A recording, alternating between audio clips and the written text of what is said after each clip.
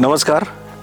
बायब लाईव्हलीहूड्स ही संस्था जालना जिल्ह्यामधील बदनापूर तालुक्यातील 5 गावांमध्ये यावर्षीपासून महिंद्रा लिमिटेड या कंपनीच्या अर्थसहाय्याने प्रेरणा कृषी मित्र प्रकल्प हा महिला शेतकरी सक्षमीकरणासाठी आपण राबवत आहोत. हा प्रकल्प राबवताना महिलांना वेगवेगळ्या पिकाची आपण माहिती, तंत्रज्ञान त्यांच्यापर्यंत शेतकरी प्रशिक्षणाच्या माध्यमातून, तसेच कृषी विज्ञान केंद्र बदनापूर यांच्या संयुक्त विद्यमानाने आपण शेतकऱ्यांपर्यंत नेत आहोत. त्याच पद्धतीने आज जे आपण इथं आलेलो आहोत, मोसंबी हे जालना जिल्ह्यातील एक महत्त्वाचं पीक आहे. या महत्त्वाच्या पिकाची महिला शेतकऱ्यांना माहिती व्हावी, त्यासाठी आपण आज तात्यांच्या शेतावर इथं आलेलो आहोत आणि या संदर्भात तात्या आपल्याला पुढील माहिती देतील. नमस्कार. आज आपण पाहत आहोत की आपल्यासोबत शेतकरी आहेत श्रीयुत पांडुरंग निवृत्तीराव डोंगरे, ज्यांना आम्ही तात्या असं संबोधतो. नमस्कार. नमस्कार. तात्या, आधी तुम्ही सर्व शेतकरी बांधवांना तुमचा परिचय करून द्या. नमस्कार. माझं नाव पांडुरंग निवृत्तीराव डोंगरे, मुक्काम कर्जत, पोस्ट हस्तपोखरी, तालुका अंबड, जिल्हा जालना. गेले किती वर्षापासून आपण मोसंबी करतात? गेले तरी आमच्या आजोबापासून मोसंबी करतोय. आजोबांना केली, वडिलांनी केली, मोठ्या बंधूंनी केली, आणि मी पण करतोय. आणि मी साधारण 92 पासून शेती करतोय. आता किती एकर क्षेत्रावरती मोसंबीची लागवड तुम्ही केलेली आहे? सध्या आता 25 एकरमध्ये मोसंबीची लागवड आहे. 25 एकरमध्ये 7 एकरमध्ये 5 वर्षाची आहे. 5 एकरमध्ये साधारण एक 17-18 वर्षाची आहे. तुम्ही ही मोसंबीची लागवड करत असताना जमीन कशी निवडली, म्हणजे जमीन कशी असायला पाहिजे? याच्यामध्ये जर आपण आपल्या प्रॅक्टिसेस, म्हणजे जे काही आपण शेणखत असेल, प्रगतशील तंत्रज्ञान जे आहे, हो, प्रगतशील तंत्रज्ञान, की बाबा सुरुवातीला जिप्सन टाकणे, जमीन क्लीन करून घेणे, नंतर झाडं लागवड करणे, सुरुवातीच्या 2-3 वर्ष समजा आपण आंतरपीक न घेता हिरवळीचे खतं टाकणे, तर याच्यापासून चुन्याचं प्रमाण कमी होतं आणि झाडामध्ये स्टोरेज वाढून झाडं उत्पन्न देण्याला सक्षम होते. तर हे असताना त्याच्यानंतर शेणखत असन, लिंबोळी खत असन, त्याच्यानंतर तुमच्यावाला करंज पेंट असन, तंबाखू डस्ट असन, हे अशा आपण नवीन जर प्रयोग याच्यामध्ये जर केले ना, तर याच्यामध्ये जे चुन्याचं प्रमाण आहे हे माझ्या मते की जे शास्त्रीय दृष्ट्या विद्यापीठाच्या अनुषंगानं किंवा NRCच्या अनुषंगानं की ज्या जमिनीमध्ये चुन्याचं प्रमाण जास्त तिथं फुलधारणा कमी होते आणि ड्रॉपिंग जादा होते. बरोबर. परंतु जर समजा आपण हे एकात्मिक खत व्यवस्थापनामध्ये जर समजा याचा आपण जर उपयोग जर केला, तर निश्चितच आपल्याला फळधारणेला याच्यामध्ये चांगल्या प्रकारे झाड साथ देतं. बरोबर. म्हणजे जमिनीची निवड करत असताना हलकी किंवा भारी जमीन निवडण्याच्या पेक्षा आपल्याकडे जी जमीन उपलब्ध आहे त्याच्यामध्ये माती परीक्षणाच्या अहवालानुसार त्यांनी पाहिलं की चुन्याचं प्रमाण अधिक आहे, तरी त्यांनी एकात्मिक खतं नियोजन करून आपण आज बाग बघतोय की खूप चांगली बाग त्यांनी बहरवलेली आहे. कोणतं वाण तुम्ही या बागेसाठी निवडलं? आता सध्या आमच्याकडं 3 प्रकारचं वाण आहे. एक न्यू सेलर आहे, दुसरं कॉटेल गोल्ड आहे आणि तिसरं फुले आहे. शेतकऱ्यांनी रोप निवडताना स्वतःच्या बुद्धी कौशल्याने निवडावं आणि ज्या नर्सरी धाराकडं मदर प्लॅन्ट आहे, म्हणजे मातृवृक्ष आहेत, अशाच नर्सरीमधून रोप घ्यावे आणि जे बी ते मातृवृक्षाचे फळं असताना तिथं आपण व्हिजिट द्यावी आणि तिथं पाहावं की त्या झाडावर फळं किती आहे, बरं आहे तर कोणत्या कशा प्रकारचे फळं आहे, हे सगळं पाहून नर्सरीची निवड करावं. शक्यतो जर समजा विद्यापीठ असन किंवा NRC असन किंवा संशोधन केंद्र असन, जर अशा ठिकाणी जर रोपं जर भेटले तर ते अतिउत्तम. आणि सगळ्यात महत्त्वाचं, जे अनुभवी शेतकरी आहे, ज्यांच्याकडं 20-20 वर्षापासून बाग आहे, त्या शेतकऱ्यांनी स्वतः घरी रोप आपल्या हाताने तयार करावं आणि आपल्या जमिनीमध्ये समोर लावावं. बरोबर. खड्डे भरताना की आपण लागवड करतोय, आता नवीन लागवड आहे, तर खड्डे भरताना काय काळजी घेतली किंवा खड्डे कसे असले पाहिजेत? खड्डे साधारण जर समजा आपल्या रोपाच्या उंचीनुसार तुम्ही रोप आणताय कुठून, तुम्ही जर समजा वाफ्यामधून जर रोप आणत असताना त्या रोपाची साधारण 2-2.5 फूट जर उंची असेल तर तुमचं गड्डं 3x3चं पाहिजे. जर समजा तुम्ही 4 फुटाचं रोप आणत असताना जर पिशवीतला असेल, 10 किलोची पिशवी असेल, तर तुम्हाला ते 5x4चं गड्डं करावं लागेल.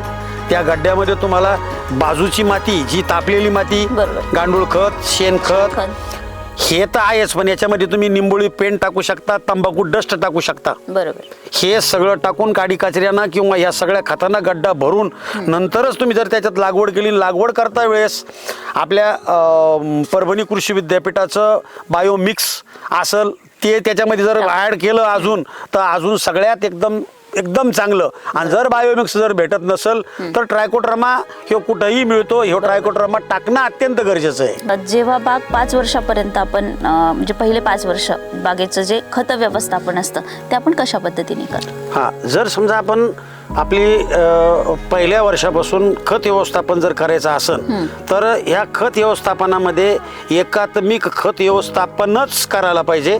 आणि एकच म्हणजे तुम्ही रासायनिक खत असं म्हणजे काही निव्वळच सेंद्रिय निव्वळच रासायनिक अशातला बिलकुल भाग नाही. परंतु विद्यापीठाने जी काही शिफारस केलेली आहे ह्या शिफारशीच्या जर समजा तुम्ही 20% रासायनिक खत द्या, परंतु जर समजा तुम्हाला 80% तुम्हाला इथं सेंद्रिय द्यावं लागेल.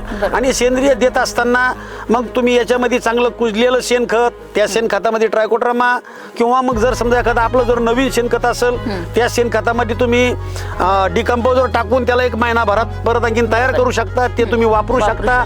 याच्यानंतर शेण स्लरीचे पर्याय आहे. याच्यानंतर तुम्ही जैविक NPK मध्ये करू शकता की तुमच्यावाला KMB आहे, रायझोबियम आहे, PSB आहे. हे असाही प्रकार आपण याच्यामध्ये करू शकतो. एकात्मिक मध्ये सगळं येतं. हे शेतकऱ्यांनी करावं. ताण तोडते वेळेस आता आपण खत भरलेलं आहे, ज्या वेळेस आपण ड्रीप चालू करणार तर ड्रीप त्या खतावरच पाणी पडलं पाहिजे.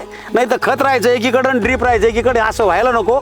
आणि ते सुरुवातीला झाडाच्या जमिनीच्या अंदाजानुसार आपल्याला पाणी द्यायचं. साधारण तुम्ही जर इनलाईन जर असेल तर साधारण तुम्ही 3 तास पाणी देऊ शकता. आणि जर एका झाडाला जर 4 ड्रीप असतील तर तुम्ही 2 तास पाणी देऊ शकता. आणि 2 तासाच्या नंतर परत आणखीन पहिलं पाणी झालं. 2 दिवसाच्या अंतरानं ज्या वेळेस तिथला खाल्ला चिखल नाही अशी माती बगरा होईल त्याच्यानंतर परत पाणी तुम्ही आणखीन 3 तासाच्या ऐवजी 4 तास द्या. असं करून तुम्ही 3 पाणी द्या 3 4 दिवसाच्या अंतरानं.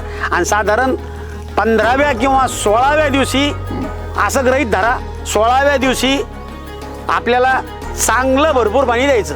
तर आता हे सगळं करत असताना आपण हे पण बघितलं पाहिजे की हे झाड 15 वर्ष टिकणार आहे, तर 2 झाडांमधलं अंतर किती असलं पाहिजे? हां, सगळ्यात महत्त्वाचा प्रश्न आहे कारण की 2 झाडातलं अंतर हे जर समजा आपली भारी जमीन जर असेल तर 18 बाय 18 फूटच पाहिजे. आणि जर हलकी जमीन असेल तर तुम्ही 15 बाय 15 करू शकता हलक्या जमिनीवर. याच्यापेक्षा कमी करू नका. तर की आता जेव्हा 5 वर्षाची मोसंबी झाली, आपण तर सांगितलं 4.5 वर्षातच 50 किलो 4 वर्षातच.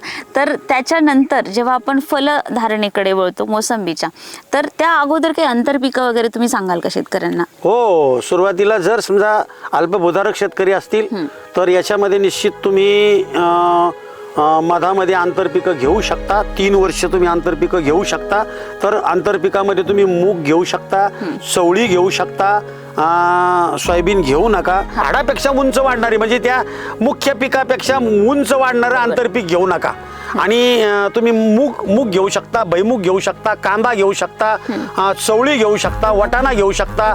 तर किती बहार असतात आणि आपण आपल्या बागेमध्ये किती बहार घेतो? तसं जर समजा या नैसर्गिक पद्धतीनं तसे 3 बहार येतात. पहिला बहार असतो ह्यो डिसेंबर महिन्यामध्ये, त्याला आपण आंब्या बहार म्हणतो. त्यालाच हे हिंदी भाषिक लोक त्याला मिठा बहार म्हणतात. हा, आणि दुसरा बहार असतो मृग महिन्यामध्ये म्हणजे जून मध्ये. हा, तर त्याला आपण मिरग बहार म्हणतो आणि हे हिंदी भाषिक त्याला खट्टा बहार म्हणतात. आणि तिसरा जो असतो ऑक्टोबर महिन्यामध्ये की ऑक्टोबर मध्ये जो फुटतो, पण तो या दोन्ही बहारापेक्षा साधारण 25%च झाडावर येतो.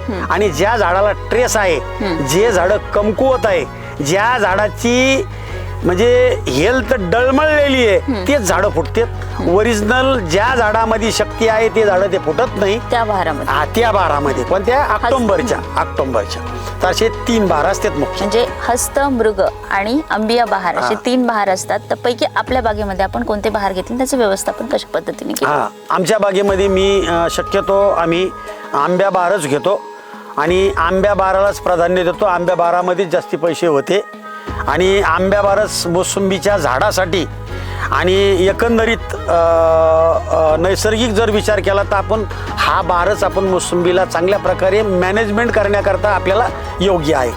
तात्या, कोणत्याही फळ पिकामध्ये उत्तम दर्जाचं चांगल्या क्वालिटीचं उत्पन्न घ्यायचं म्हणलं तर कीड व रोग व्यवस्थापन हा एक महत्त्वाचा विषय आहे.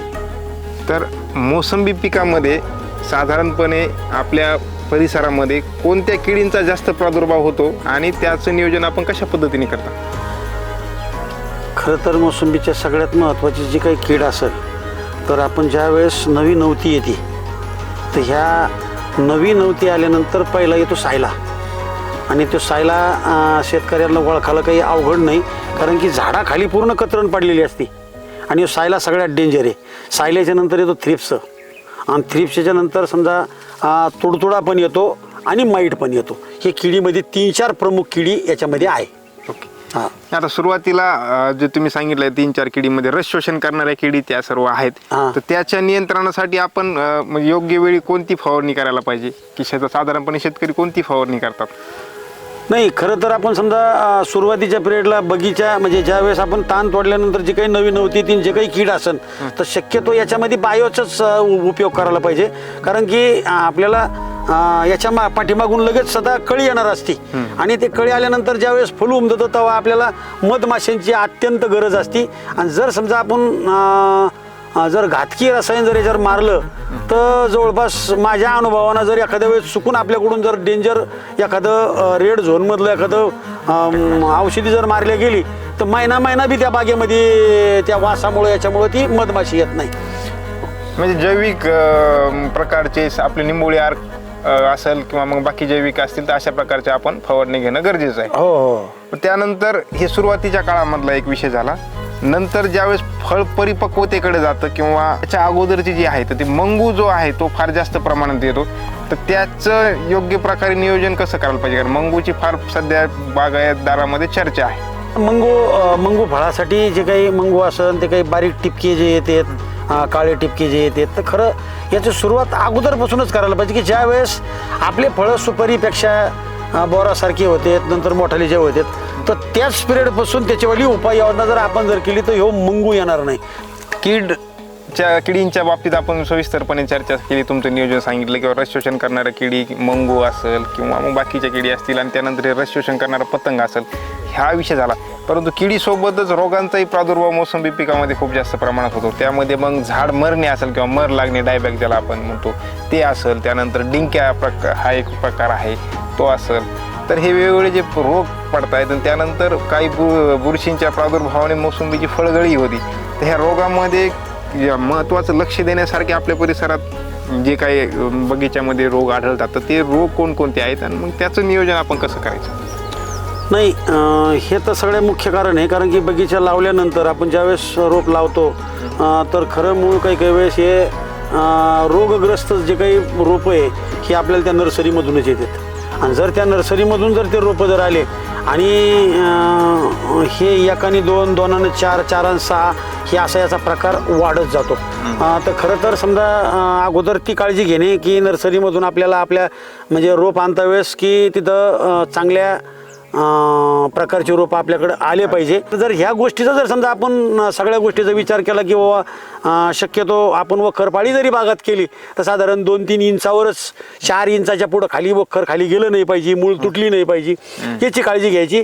आणि प्रत्येक वर्षी पाऊस काळ्यामध्ये जी 4 वर्षाची बाग आहे की दोन्ही झाडाच्या सेंटरला एक नांगराचं तास मारून द्यायचं. मग तुम्ही ट्रॅक्टरच्या मारा, बैलाच्या मारा, की जेणेकरून पाण्याचा दोन्ही साईडचा पाण्याचा निचरा होऊन एका बाजूला तो निघून जाईल. म्हणजे आपल्या तिथं जास्ती वेळेस पाणी थांबणार नाही. आणि जे शेतकरी मोकळं पाणी देतात तर खोडाच्या भोवती एक छोटं आळं करायचं की जेणेकरून त्या खोडाला पाणी लागणार नाही.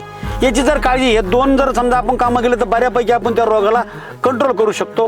की म्हणजे रोगांच्या व्यवस्थापनासाठी मेहनत चांगल्या प्रकारे व्यवस्थित करणे, त्यापासून झाडांना इजा होणार नाही, पाणी व्यवस्थापन व्यवस्थित करणे की त्यापासून रोगाचा प्रादुर्भाव होणार नाही, त्याचबरोबर बोर्डो पेस्टचा आणि बोर्डो मिश्रणाचा वापर करणे आणि वसंतराव नाईक मराठवाडा कृषी विद्यापीठ परभणी यांच्या विविध सेंटरला जे काही बायोमिक्स मिळतंय त्याचा 4 ते 5 वेळेस वापर करणे, ह्या पद्धतीने जर केलं तर आपण रोगमुक्त बाग आपली ठेवू शकतो. हो.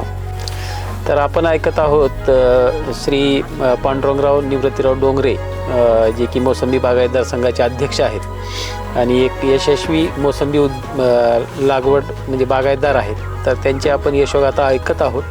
तर याच अनुषंगानं तात्या मी परत आपल्याला जे आपण आपल्या मोसंबी बागायतदार संघाच्या मार्फत जे मोसंबीला नावलौकिक मिळवून दिलं आहे जी आय मानांकन घेऊन, तर त्या अनुषंगानं मी आपल्याला एक दोन याबद्दल माहिती विचारू इच्छितो. सर्व शेतकरी बांधवांसाठी ती उपयुक्त ठरेल. तर हे जी आय मानांकन जे आहे ते मोसंबीमध्ये आपण कोणत्या साली घेतलं? जी आय नामांकन मिळवण्यासाठी खरं म्हणजे सुरुवात आपली ही झाली 2012ला. मी जेव्हा संघ स्थापन केला, संघ स्थापन करून 2012ला ॲप्लिकेशन केलं. त्याच्यानंतर कितीतरी वेळेस आम्हाला दिल्लीला असन, मुंबईला असन, पुण्याला असन त्याचं प्रेझेंटेशन द्यावं लागलं. पूर्ण इतिहास मोसंबीची हिस्ट्री तिथं द्यावं लागली, तिथं प्रेझेंटेशन दिलं आहे आणि 2014ला पुढं जी आय भेटला आहे. आपल्या ह्या मातीच्या गुणधर्मामुळं आणि आपल्या ह्या मोसंबीच्या चांगल्या चवीमुळं आपल्याला जी आय भेटला. आता तुम्ही आज आमच्यासोबत इथे आलात. तरुण शेतकऱ्यांनी याच्यामध्ये उतरलं पाहिजे, कारण शेती हा एक खूप चांगला व्यवसाय आहे आणि त्या दृष्टिकोनातून त्यांनी शेतीकडे बघितलं पाहिजे. याविषयी खूप चांगली माहिती दिली. त्यामुळे कृषी विज्ञान केंद्र बदनापूर, वसंतराव नाईक मराठवाडा कृषी विद्यापीठ परभणी, बाह्य लाईव्हलीहूड कार्यान्वित तसंच महिंद्रा अँड महिंद्रा लिमिटेड पुरस्कृत प्रेरणा कृषी मित्र प्रकल्पाच्या वतीने आणि आमच्या संपूर्ण टीमच्या वतीने मी आपली मनपूर्वक आभारी आहे. धन्यवाद.